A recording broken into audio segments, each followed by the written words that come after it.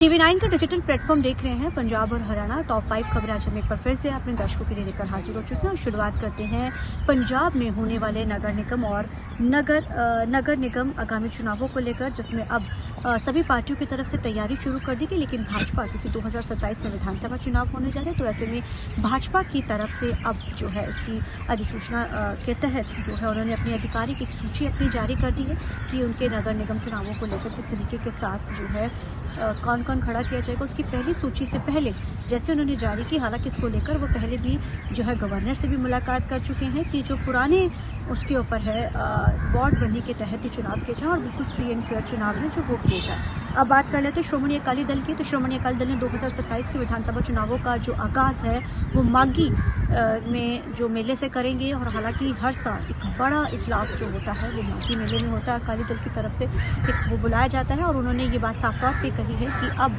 इसके लिए उन्होंने तो साफ तौर पे ये बात कहते हुए है कि अब जो 2027 के चुनावों की रूपरेखा के साथ साथ जो अब उन्होंने प्रचार शुरू करना है, क्योंकि ये चुनावी ईयर है, ऐसे में वो इसकी शुरुआत जो है वो मागी मेले से करेंगे और जन जन तक इस चीज़ को पहुंचाया जाएगा।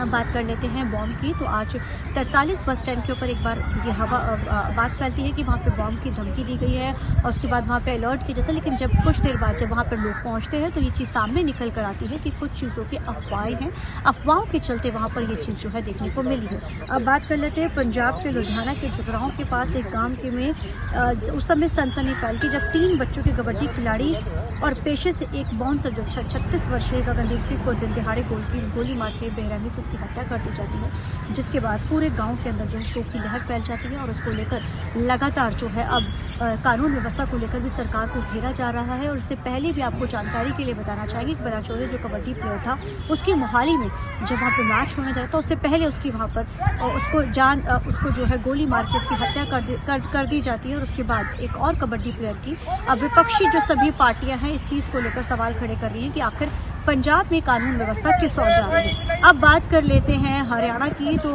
आपको बताना चाहेंगे आज दीपेंद्र हुड्डा की तरफ से चंडीगढ़ में एक बड़ी अहम प्रेस कॉन्फ्रेंस करके हरियाणा सरकार को अलग अलग मुद्दों पर घेरा गया है। उन्होंने कहा कि नाम बदला जा रहा है सरकार, उन्होंने कहा कि हरियाणा के हकों को मारा जा रहा है, पानी का मुद्दा हो, विधानसभा का मुद्दा हो, या फिर नौकरी में हरियाणवियों की जगह बाहरी लोगों को जगह देने की जगह, तमाम मुद्दों पर उन्होंने कहा। आइए आपको सुनाते हैं उन्होंने क्या खास कहा। आज जब ये कॉमनवेल्थ खेल की दोबारा से मेजबानी की बात आई, उस समय देश की राजधानी के रूप में दिल्ली का चयन हुआ था। लेकिन आज जब ये बात आई तो न्याय संगत रूप में हरियाणा को कंसीडर किया जाना चाहिए था। मैं केवल पिछले 2022 के कॉमनवेल्थ खेल की आपको बात बताता हूं।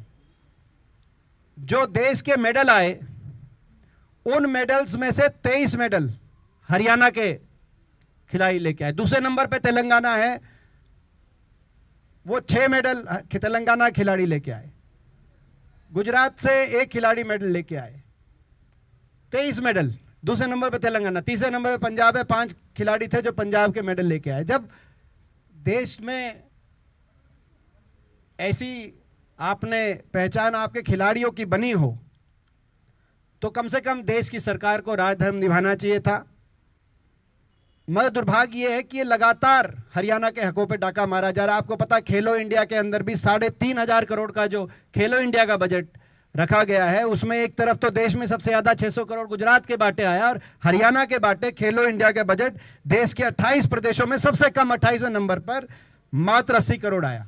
तो ये थी आज की पंजाब और हरियाणा की टॉप 5 खबरें। आप देखते रहिए TV9 का डिजिटल प्लेटफॉर्म।